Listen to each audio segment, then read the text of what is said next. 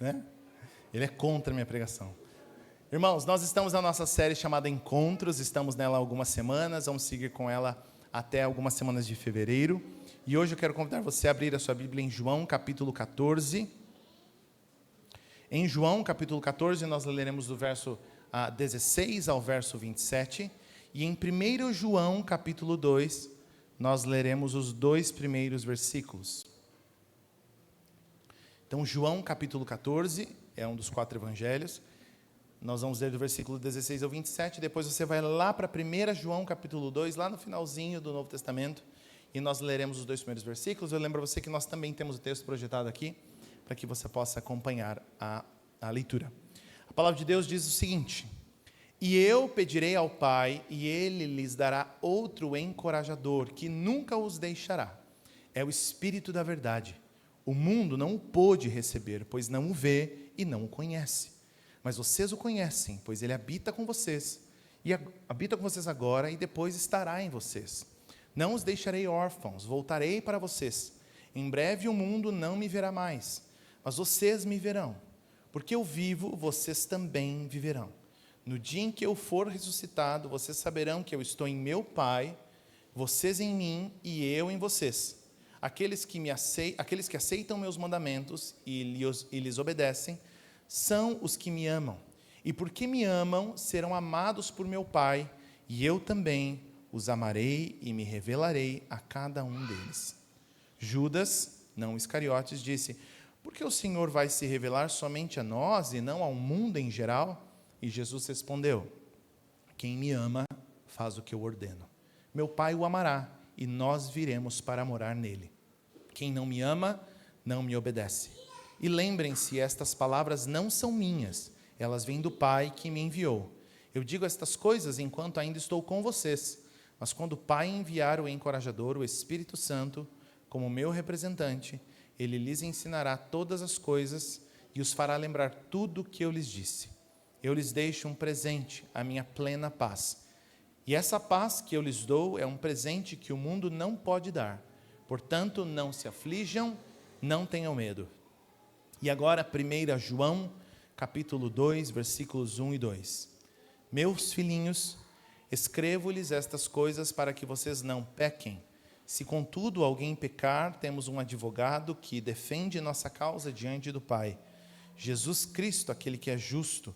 Ele mesmo é o sacrifício para o perdão de nossos pecados, e não apenas de nossos pecados, mas dos pecados de todo o mundo. Vamos orar? Ó Deus, te louvamos por teu amor e graça, por tua palavra, por tua redenção revelada no Evangelho, e que nesta noite, por meio da operação do teu Espírito, tu fales ao nosso coração, nos dando paz, esperança e discernimento, ó Deus, a respeito da tua vontade e daquilo que tu queres e esperas de nós. Louvado seja o teu nome, por tua graça e bondade, em Cristo nós oramos. Amém. Você já precisou de um advogado? Já precisou de um advogado? Talvez você esteja precisando de um advogado e não saiba. A não ser que você seja advogado, né, Elaine? Aí você não precisa de você mesmo, se autodefende. Mas vira e mexe, a gente ou sabe, ou vê, ou a gente mesmo passa por alguma situação que demanda um tipo de intermediação mais profissional e que exigiria um advogado. Então, talvez há situações que podem ou não exigir um advogado, mas isso vai depender, na verdade, da gravidade da coisa. Então, se você alugou um apartamento e começou a brigar ali com o seu proprietário, vocês podem resolver isso muito bem, calmamente, mas vocês podem acabar tendo de resolver isso juridicamente, e aí você liga lá para a Elaine e ela te ajuda. Talvez você tenha algum problema com uma empresa, você comprou um produto, a empresa, né, te deu um calote, um problema, não quer devolver, não quer trocar, e você precisa processar a empresa e tal, assim por diante.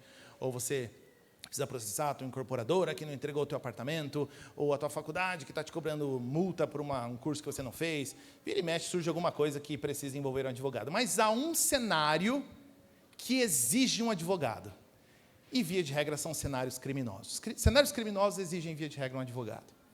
Por quê? Porque diante de um crime, eu e você precisamos lidar com a justiça, e diante da justiça, do fato daquilo que efetivamente nós fizemos, diante de um juiz, nós precisaremos ser defendidos a partir daquilo que nós fizemos. Portanto, esse cenário exige essencialmente um mecanismo de um advogado para que ele defenda você. Ele vai ser você ali, ele vai te representar, ele vai falar por você, ele vai te defender, ele vai apresentar suas provas, apresentar os fatos e responder por você. Talvez quando você ouve essas coisas, você possa pensar assim, não, Lucas, pelo amor de Deus, não quero isso nem perto da minha vida, né? Que passe longe, que eu não preciso tão cedo, que a Elaine passe de fome se depender de mim, né? Cadê ela? Não, mas se depender de mim, sim, Elaine, pelo amor de Deus. Né? Vai ganhar dinheiro com outra coisa, se Deus quiser. Mas tipo assim, não, pelo amor de Deus, Lucas, misericórdia, eu não quero isso, né, na minha vida, longe de mim, não quero fazer parte disso, longe disso. Mas o texto que nós lemos hoje, interessantemente, emprega a figura de um advogado para apontar para o fato de que, aparentemente, nós precisamos de alguém que nos defenda, ainda que não saibamos e ainda que não tenhamos sequer pensado nesse cenário. De forma que isso não é um bom conselho, olha, se você quer seguir meu conselho, procura um advogado, que o negócio vai ficar feio para o teu lado. Não é um bom conselho, é uma demanda necessária. Há uma esfera da vida humana, que só existe e só pode ser proporcionada, só pode ser construída a partir da figura de um advogado, de alguém que efetivamente te defenda. E talvez você pode pensar assim, Lucas, mas qual é o meu crime? Onde eu errei? O que eu fiz? Perceba, enquanto nós caminhamos aqui no texto, nós vamos entender do que eu estou falando. Jesus está conversando com seus discípulos, Jesus está perto do fim ali do seu ministério terreno com seus discípulos. Os discípulos naturalmente começam a ficar angustiados com essa história de que aparentemente eu estou aqui, daqui a pouco amanhã eu não vou estar mais. Eu caminhei com vocês, mas daqui a pouco eu não vou estar mais. O Jesus que está dizendo o que deve ser feito ou não, caminha com eles para cima e para baixo, faz isso ou aquilo, daqui a pouco vai morrer. E eles ficam, até o último segundo, até o último episódio ali, meu Deus, mas será que era isso mesmo? Será que deu certo? Será que deu errado? Era esse o plano mesmo? Será que efetivamente ele tinha que morrer? Será que o Messias, ele seria essa figura de que morre? Como é que isso funciona? Mas de alguma forma, essa ausência da figura de Cristo começa a trazer essa angústia para os seus discípulos, de forma que Jesus tem essa conversa com eles, apontando para o fato de que Jesus estava preparando um cenário para suprir essa demanda, essa ausência da pessoa de Cristo ali com eles presencialmente. Okay? O texto que nós lemos, eu acredito que aponta para algumas ideias. A primeira delas é que existe uma necessidade interna, essencial, de que diante de um tribunal cósmico, do tribunal da consciência, eu e você tenhamos um advogado. Portanto, eu quero defender aqui em primeiro lugar que você precisamos de um advogado para ontem. Okay? A segunda ideia é de que nós não precisamos de um advogado. Nosso problema é tão sério, a gente é tão problemático, de que a gente planta tanto problema para a nossa vida que a gente não precisa de um. A gente precisa de uma equipe, um escritório de advocacia espiritual. Portanto, eu acredito que os textos que nós lemos apontam para a realidade de que nós temos 2 advogados. 2 pessoas nos defendendo intencionalmente. A primeira delas, nosso primeiro advogado, Jesus Cristo, que nos defende no céu. E em terceiro lugar, o nosso segundo advogado, que é o Espírito Santo, que nos defende no nosso coração. Mas antes de tudo, antes de falar de quem é o advogado, deixa de ser, não tem advogado se não tem crime, né? Então, se não tem crime, não tem necessidade de advogado. Então, vamos comprovar aqui que há crime, há criminosos. Então, em havendo criminosos, há necessidade de que eu e você precisemos de um advogado. O texto está apontando para o fato de que, aparentemente, nós temos uma defasagem estrutural que faz com que a gente seja errado de fábrica e que a gente haja de maneira errada. A gente obre de maneira errada. A gente constrói a nossa vida em pilares de engano, de confusão, de pecado, de idolatria, de forma que tanto o nosso estado pecaminoso, quanto as ações que plantamos cotidianamente, vai gerando um caos jurídico espiritual que precisa ser sanado. Portanto, existe, em último sentido, quase que um tribunal cósmico que aponta para o fato de que eu e você temos um problema. Mas por que nós precisamos tanto de um advogado? Porque é quase como se uma corte divina fosse formada na realidade E diante dessa corte divina, quando nossas vidas são apresentadas diante desse tribunal, a gente sempre está devendo algo. Nós sempre estamos atrasados, nós sempre estamos em débito, menos o Bernardo. De resto, todos nós. Ele ficou bravo quando eu falei que ele está em débito, hein? Todos estamos em débito. Todos devemos. E esse é uma realidade essencial para a Escritura. Como é que eu e você podemos saber disso? Há um testemunho na nossa consciência que aponta para o fato de que no fim do dia, você sabe que você está errado. Há um testemunho interno do nosso coração, da nossa própria consciência, que quando todas as luzes se apagam, todos os microfones se desligam, todas as câmeras são tiradas da tomada, nós sabemos que nós devemos. O texto de Romanos, capítulo 2, versículo 15, diz: demonstram que a lei está gravada em seu coração, pois sua consciência e seus pensamentos os acusam ou lhes dizem que estão agindo corretamente. Olha o que esse texto está dizendo.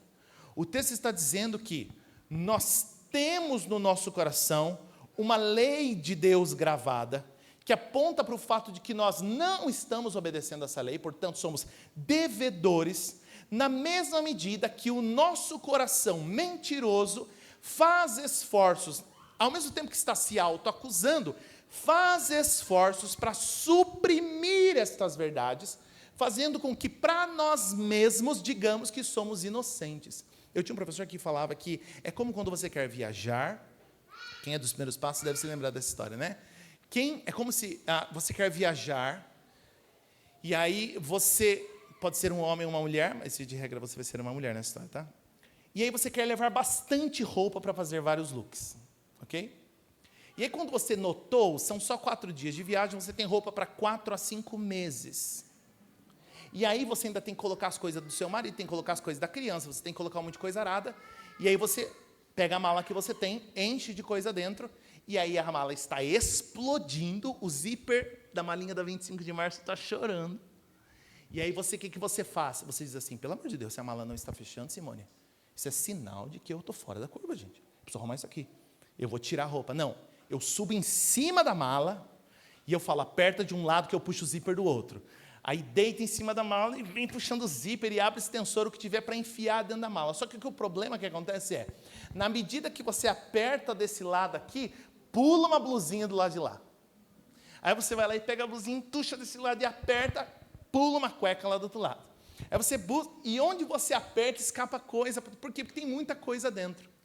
Ele diz que a tendência natural do nosso coração é que, na mesma medida que lá no fundo, a gente sabe que está errado, a gente sabe que o problema é a gente e não os outros, a gente ainda assim faz um esforço para entuchar tudo isso dentro de uma mala e no fim do dia falar assim: então no fim das contas, não tem nada acontecendo. Está tudo bem, eu não fiz nada, está tudo lindo e maravilhoso. Essa é a tendência natural do nosso coração.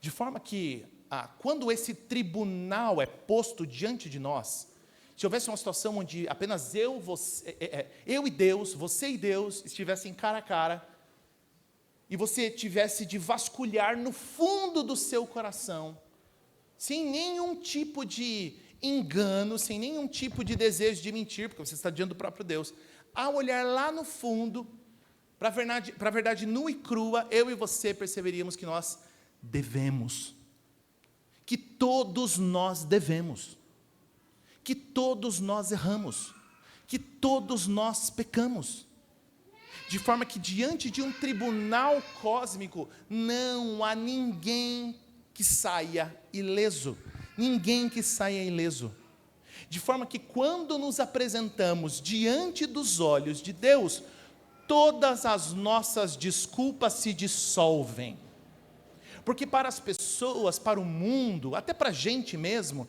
a gente pode obrar esforços para enganar a tudo e a todos, dizendo que no fim do dia a culpa não é nossa, a gente não é o problema é o mundo todo menos a gente.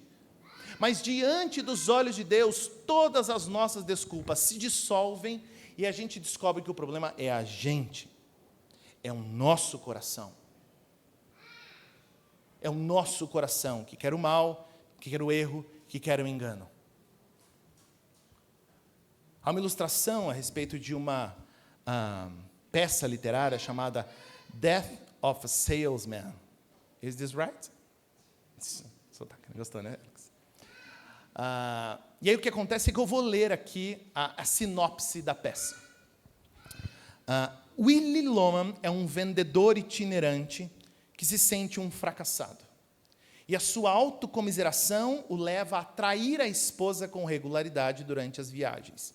E aí o que acontece é que, diante de todos esses erros, ele fica racionalizando com os homens, e como é muito comum do ser humano fazer, dizendo, não, é que eu tenho uma vida muito dura, ou um caso extraconjugal não significa nada, e assim por diante, né? Tentando encontrar razões para suas loucuras. E então, o que acontece é que o único consolo que esse homem tem na vida é um filho chamado Biff, seu filho, que o idolatra, o filho é apaixonado por ele. Um dia, no entanto, o menino entra num quarto de hotel e pega o pai com uma outra mulher. É uma cena terrível. E no início, o Willy, o pai, tenta se gabar e dizer, olha filho, veja, quando você crescer, você vai entender dessas coisas. Mas o menino continua olhando fixamente para o pai, não tira os olhos. E então o pai, o Willy, diz assim, se você contar isso para alguém, o negócio não vai ficar bom para você, esqueça o que você viu aqui, isso é uma ordem. Mas quando então o menino foge, o menino segue gritando, dizendo, você é um mentiroso, você é um impostor mentiroso, o tal do Willy cai de joelhos, com a alma nua de todas as suas racionalizações. Todas as desculpas de Willy se desvanecem diante dos olhos inocentes e honestos do menino, que enfim consegue enxergar as coisas como elas de fato são. Willy gagueja e sente a cabeça girar, mas o seu cinismo, o seu auto-engano e suas justificativas falsas vão esmorecendo até abandoná-lo por completo. Ele fica ali, com a alma exposta, diante dos olhos do filho. É exatamente essa cena. Quando estamos eu, você, apenas nós, sozinhos, diante de Deus, de mais ninguém, tendo de provar nada a ninguém, diante do Senhor, e o Senhor nos fitando no fundo dos nossos olhos, sem dizer uma única palavra, a gente sabe no coração que a gente é uma fraude, que a gente é uma mentira. Ainda que a gente tenha gastado todos os nossos esforços para racionalizar os nossos erros, para culpar terceiros, para justificar o mundo, a tudo e a todos, no fim do dia, quando a gente olha para os olhos de Deus, a gente sabe que a gente está devendo. E mesmo que eu e você tiremos completamente da cena pais autoritários que talvez tenham sido difíceis na sua história de criação, normas culturais e opressivas, mesmo quando nos deixam em paz com os padrões morais que nós escolhemos viver livremente, ainda assim nós nos sentimos acusados. Há uma voz interna nos dizendo que na verdade nós somos tolos, impostores, fracassados e que não somos o que deveríamos ser. Você pode ter a vida de maior sucesso aos olhos de quem for. Eu e você podemos esconder todas as nossas feiuras, horrores, debaixo do maior tapete que existe no universo. No fim do dia, quando eu olho para mim, eu sei que eu sou tolo, eu sou um impostor e eu sou um fracassado. Percebe? Existe um problema, existe uma dívida. Eu e você precisamos de um advogado. Mas o texto então aponta para o nosso primeiro advogado. E o nosso primeiro advogado no texto é Jesus Cristo, que nos defende no céu. Nós vamos primeiro olhar para o texto de 1 João. O texto diz o seguinte: meus filhinhos, eu escrevo a vocês estas coisas para que não pequem. Se contudo alguém pecar, temos um paracletos, temos um advogado, o mesmo termo usado em João capítulo 14, que defende a nossa causa diante do Pai. Jesus Cristo, aquele que é justo, Ele é o sacrifício para o perdão dos pecados, e não apenas para os nossos pecados, mas para os pecados do mundo todo. O texto está dizendo então que Deus providenciou um advogado para o problema central da nossa alma. E essa pessoa é Cristo Jesus. Mas eu quero te dizer como Cristo não nos defende, antes de dizer como Ele efetivamente nos defende. Talvez haja uma caricatura na sua mente, talvez muito influenciada por conta desse cenário talvez católico, imaginando que Maria intercede por alguém nos céus, e se você assistiu o Alto da Compadecida e construiu sua teologia de intercessão baseada em Alto da Compadecida, você vai achar que no fim das contas é uma conversa de mãe para filho, não tem nada a ver com isso. Da mesma forma, Deus não intercede, Jesus não intercede ao Pai em nosso favor, fazendo um pedido. Ai, Senhor, então, fala com você. É a Milena de novo, o senhor conhece? Já sabe qual é, entendeu? Mas assim, por favor, vamos deixar, encarecidamente, estou pedindo. Vamos ignorar dessa vez. De novo, eu sei que ela não é fácil, entendeu? Mas vamos tentar, Senhor, estou pedindo, por favor, tem como dessa vez, mais uma vez? Não, não é assim que Cristo nos defende diante do Pai. Não é um pedido simplista. Não é, ai, Senhor, dá mais uma chance. Apelando para um coração de Deus, vai dizer assim, tá bom, o que você pede, se fosse outro, eu não fazia. Mas, tudo bem, tá? Assim, eu gosto da Milena também, né? É difícil brigar com ela também. Então, é uma pessoa muito legal. Mas ainda aquelas vezes, tá, tudo bem, tá, dessa vez vai passar. Não, não é essa conversa de comadre, assim, essa coisa sentimental, de, acho que sim, acho que não. Não, não é assim que Cristo nos defende. Cristo realmente nos defende com fatos jurídicos. Provas juridicamente, judicialmente capazes de apontar para o fato de que Deus não pode destruir, julgar, acabar com a raça de um indivíduo, porque judicialmente isso é proibido diante dos fatos apresentados. A obra de Cristo Jesus não é uma conversa de amigos para tentar resolver o nosso problema, é uma apresentação de provas. Quando você olha para os autos do processo espiritual, lá constam todos os dados que exigem que o juiz olhe e diga, então você não vai pagar por tudo aquilo que você fez diante do exposto. E qual é o exposto? Está aqui no texto. O texto diz que Cristo é o nosso advogado e diz que Ele é justo, mas não apenas o advogado. Cristo não é apenas o oficiante do sacrifício. Cristo é o próprio sacrifício. O texto diz, Ele mesmo é o sacrifício para o perdão dos nossos pecados. E não apenas dos nossos, mas de todos. Percebe? Cristo Jesus apresenta ao Pai as provas necessárias do cumprimento das demandas de Deus, para que seu juízo não seja lançado sobre aqueles que merecem juízo. É uma justiça que não é derramada sobre mim, sobre você, apenas e exclusivamente, porque ela já foi derramada sobre Cristo Jesus na cruz do Calvário, porque de outra forma não haveria condição de você pode espernear, pode explicar, pode argumentar, pode prometer, pode jurar o que for, não tem solução para o nosso caso, não sendo o sangue de Cristo Jesus, que é o justo, que objetiva e realmente nos protege e nos defende. Para você que está acompanhando a leitura bíblica anual, está em dia, está aí lá na altura de Levíticos, e você tem seguido certinho aí, para Deuteronômio e assim por diante, você vai se lembrar que quando você passou lá pelo texto de Êxodo, capítulo 33, no capítulo anterior, Moisés desce do monte, e aí a hora que ele chega lá embaixo, tem um bezerro e está um auê lá embaixo, está uma bagunça lá embaixo. E então o povo está adorando o bezerro, idolatrando o bezerro, e Deus fica assim, Deus fica completamente transtornado. Inclusive Deus fala para Moisés, desça rápido, que o povo se perverteu, se o povo se corrompeu. Moisés desce e Deus fala, eu não fico mais no meio desse povo, eu não tenho parte com eles, eu não vou com vocês, esse povo é desobediente, eles não valem nada. E então Moisés vai falar com Deus no capítulo 33, e ele vai pedir ao Senhor, Senhor, por favor, olha que interessante, a lógica de Moisés é a primeira lógica, é a lógica de, eu vou lá conversar para ver o que eu consigo. Mas perceba, Deus não pode diluir a sua ira por conta de uma conversa, por conta de uma promessa sem vergonha, sabendo que na próxima esquina o povo ia repetir os mesmos atos.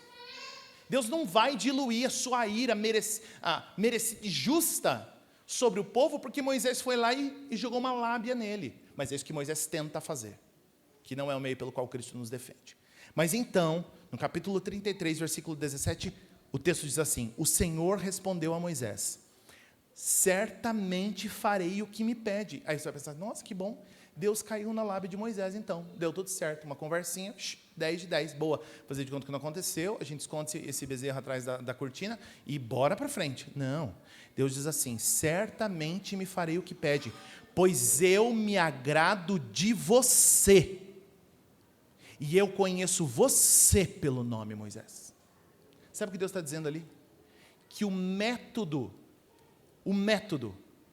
para que alguém possa se aproximar de Deus é a moral, é a representatividade de um outro indivíduo que se posta no lugar daqueles que não merecem. Inclusive, essa é uma chave interessantíssima para você ler ali o Pentateuco.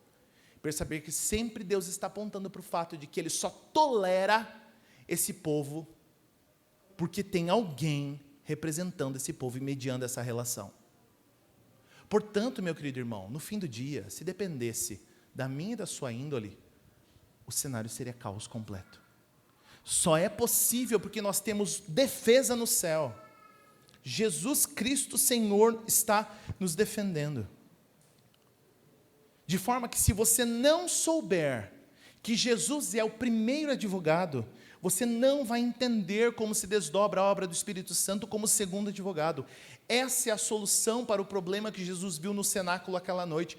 Homens que após 3 anos de instrução e intimidade, ainda não entendiam sua obra, nem o conheciam em profundidade. O que eu estou dizendo aqui é que eu e você não experimentaremos a paz que vem do Espírito do Senhor, se nós não conhecemos o primeiro advogado, Jesus Cristo, que intercedeu por nós diante do Pai, por conta da ira devida para ser derramada sobre mim e sobre você. Você não vai experimentar paz no seu coração se você não conhece a Cristo, reduzindo isso em termos menores. Se tua vida é um caos, talvez seja porque você nem conhece a Jesus. Você não conheceu a paz que o mundo não dá, só Cristo dá. E aí talvez se isso gera alguma angústia no seu coração, você pode se perguntar: mas Lucas, como é que eu posso saber se eu recebi essa obra salvadora? Porque agora eu fiquei preocupado com o que você falou aí. Como é que eu sei que eu conheço esse advogado? E aí o próprio texto aponta para o fato de que eu só sei que eu amo o Senhor se eu aceito os seus mandamentos e eu obedeço esses mandamentos. O texto no versículo 21 diz assim: aqueles que aceitam meus mandamentos e lhes obedecem, esses são os que me amam. E porque me amam, são amados por meu Pai. E eu também vou amá-los, e eu vou me revelar a cada um deles. Versículo 23, Jesus respondeu: quem me ama faz o que eu ordeno. Meu Pai o amará, e nós viremos para morar nele. Quem não me ama, não me obedece. Aqui está a chave hermenêutica para entender se você conhece a Cristo Jesus, meu querido irmão. Se você não ama a lei do Senhor, não quer obedecê-la, não consegue obedecê-la, pior do que não querer é não conseguir. Não consegue obedecer a lei do Senhor. Se você não tem prazer nela, se sua vida não está pautada para servir e amar o Senhor, isso é um indicativo que pelo texto, não sei o que eu estou falando, o texto está escrito em português para qualquer um ler. O texto está dizendo que se você não obedece, não quer obedecer, não consegue obedecer, você não conhece Jesus. Não conhece Jesus. O relacionamento com esse advogado não é pautado em camaradagem, em tempo de assinatura do clube, em papinho e conversa. Inclusive, nós estamos falando aqui de pessoas que caminhavam com Jesus Cristo. Até os últimos segundos do ministério de Jesus, não sabe exatamente o que estava acontecendo. Mais perdidas do que qualquer outra coisa. Portanto, meu querido irmão, você pode parecer estar muito próximo de Cristo, sem nunca ter conhecido a Cristo de fato. Portanto, o único meio pelo qual eu e você somos curados desse problema central, dessa dívida, é conhecer o advogado Cristo Jesus, que vai nos recuperar desse prejuízo todo. Mas o texto diz que Cristo Jesus nos promove e providencia outro advogado. E esse é o meu terceiro ponto. O segundo advogado é o Espírito Santo, que é a defesa no coração. Nós temos defesa no céu e temos defesa no coração. O Espírito Santo, o outro advogado, defende a causa de Jesus na terra, dentro do meu e do seu coração. De forma que sem o Espírito Santo do Senhor, a obra de Jesus seria apenas um fato histórico. O Espírito Santo torna a verdade de Jesus real para nós. Ele é o Espírito da verdade, que atua como um holofote. É uma ilustração que o J. Packer usa comumente. Ele diz que o Espírito do Senhor é um holofote, porque um holofote ilumina o prédio, nunca a si mesmo. A função de um holofote é lançar luz para outra coisa, não para si. Portanto, a obra do Espírito do Senhor é fazer com que você ame e glorifique cada dia mais o Filho de Deus. Que a tua vida seja para a glória do Filho de Deus. Que tua boca fale aquilo que glorifica o Filho de Deus. Que tua maneira como você trabalha glorifique o Deus que te amou na pessoa do Filho. E o Espírito trabalha 24/7, sem parar, para fazer com que nosso coração dê glórias ao Senhor. De forma que enquanto os nossos corações gritam que somos fraudes, nos acusando disso, o segundo advogado levanta a voz em nossa defesa. Quantos de nós, às vezes, não julgamos aos nossos próprios corações, tentando nos fazer aceitos diante de Deus por conta daquilo que fazemos? Eu não valho nada. Não, mas não vale mesmo. É porque eu sou um lixo. Não, você é lixão mesmo. Você é aterro sanitário. Não é pouco lixo não é aqueles lixinhos recicláveis, 2 litrinhos de leite, uma garrafa PET. Você é lixão podrão mesmo.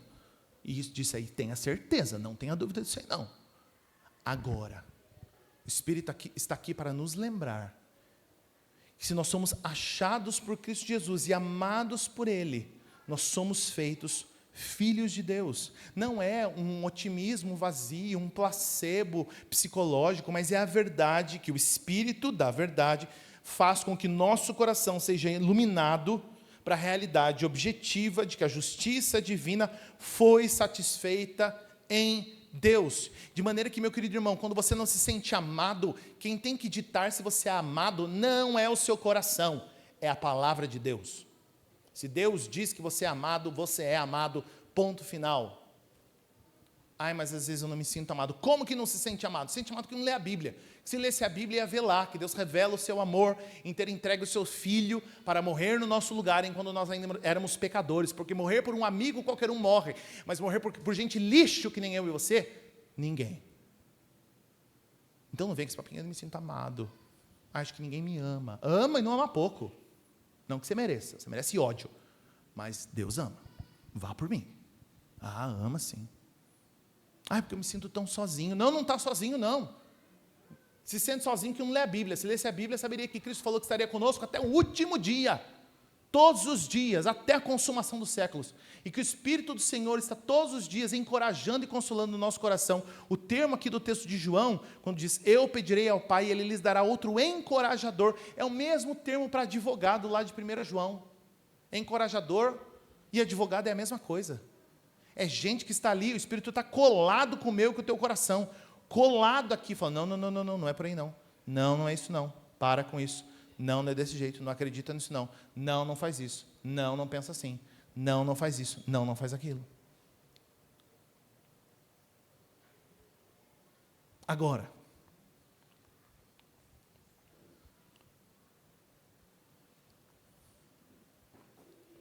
se você não experimenta a obra do segundo advogado, que é o Espírito do Senhor, é bem difícil de medir o tamanho da tua perda. Porque o texto diz, no capítulo 14, versículo 27, eu deixo-vos a paz, a minha paz vos dou, eu não a dou como o mundo a dá. Sem a obra do Espírito, você não pode conhecer a Jesus e muito menos a sua paz. Portanto, se você não conhece o segundo advogado, você não conhece o primeiro. E vice-versa. E por consequência, não tem paz no coração. Tua vida é um caos, é um inferno sem fim. É um acúmulo de loucura, tristeza e problema. Porque você não conhece alguém que vai te dar uma paz que excede todo entendimento, que você pode rodar o mundo procurando, você não vai encontrar. Pode ir lá, sempre falo isso, vai lá, procura. Alguma coisa que te dê paz, o que você acha que vai te dar paz? Vai lá, pode ir lá. Não vai encontrar. Portanto, o que esse texto está apresentando para mim e para você, meu querido irmão, é uma espécie de descritivo com parâmetros muito claros, muito simples, uma criança entende. Se eu chamar aqui o José, o Murilo, a Ana, a Rebeca, eles vão entender. Muito simples. Simples, simples de tudo. Se não conhece a Cristo, não recebe o Espírito. Se não conhece o Espírito, não conhece o Filho. Se não conhece o Espírito, não vive pelo Filho e para o Filho. Se não obedece, não ama a Deus, não consegue, não quer, não vai. É porque não ama e não conhece a Deus. Se não conhece a Deus, não tem o Espírito. Se não tem o Espírito, a vida é um inferno. Não tem paz. Mesmo no meio do turbilhão de loucura que a vida de todos nós é, dos problemas e dos desafios, não tem paz. Mas até aí tudo bem, é fácil de perceber. Mas quem não tem paz, que só o Espírito dá, não consegue estar em paz nem nas situações mais pacíficas da vida. Pode estar tudo bem, você pode estar saudável, você pode ter dinheiro na conta, você pode ter amigos ao seu lado, família, tudo andando maravilhoso. Você deita a cabeça no travesseiro, você não está em paz, você não dorme bem, você não vive bem. Por quê? Porque não conhece a Cristo, não vive a paz que o Espírito dá. Simples assim. Mas para que a gente possa terminar, meu querido irmão, eu quero propor a você um exercício muito prático, muito claro. Perguntar a si mesmo como é que você pode saber se você está ouvindo efetivamente esse advogado, o segundo advogado, que é o Espírito. Isso será demonstrado pela maneira como você reage à perda e à crítica. O grau de relação ou de intimidade que você tem com o Filho de Deus e com o seu Espírito está intimamente associado a como você reage quando perde as coisas e como você reage quando te criticam, a como você se vê. O que acontece quando uma coisa não acontece do jeito que você queria?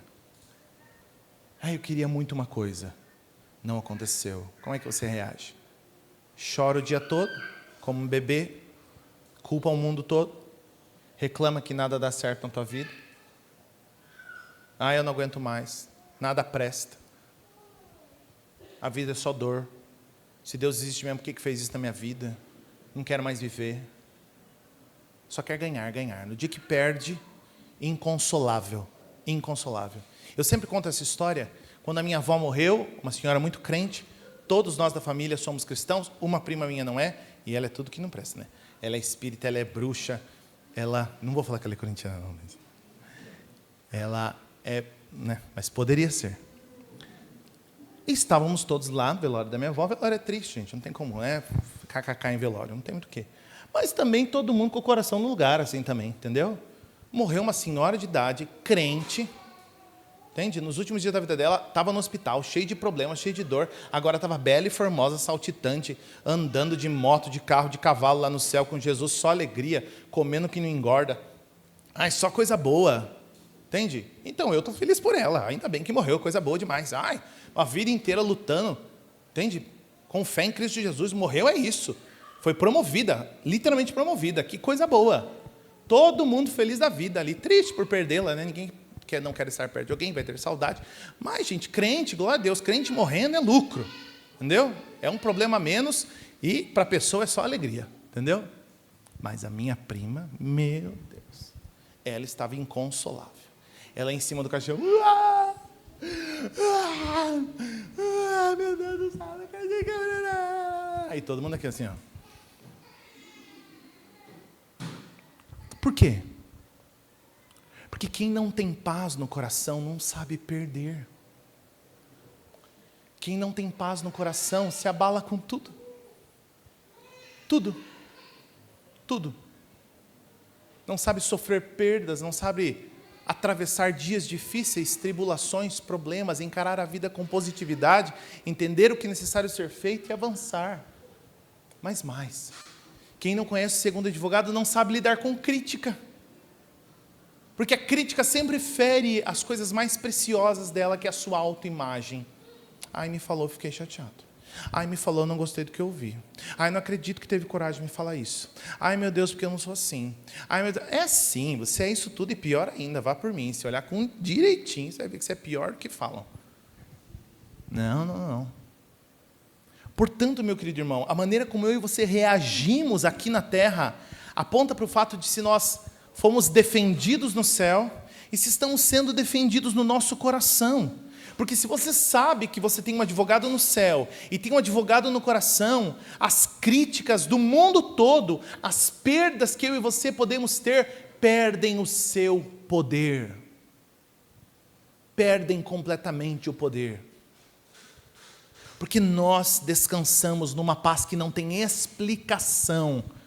Há uma música do Novo Tom que fala o seguinte: pode cair o mundo, eu estou em paz. Pode cair o mundo, eu estou em paz. E eu pergunto a você, você tem esse advogado na sua vida? Você está em paz? Você deita a cabeça no travesseiro e sabe que tudo está bem nas mãos de Cristo Jesus? Ou tua vida é tiro, porrada e bomba, loucura, confusão, tristeza, desespero, ansiedade, depressão, choro e ranger de dentes? Se esse é o caso, convido você a fazer um movimento contrário dessa pregação. Volta lá para o começo. Olha para você, só você e Deus.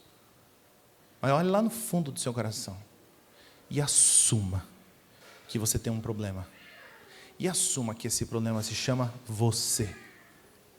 E que você precisa de Cristo, do Filho de Deus. E que você precisa do Espírito do Senhor para inundar o meu e o seu coração de paz. Meu querido irmão, esse é o desejo para mim, esse é o meu desejo para você. Eu não consigo imaginar um ambiente onde eu me alegraria, ou você se alegraria em ver alguém em absoluta tristeza, em sofrimento, em confusão, em desespero. Gente, não há alegria nisso. Só há tristeza. Só tristeza.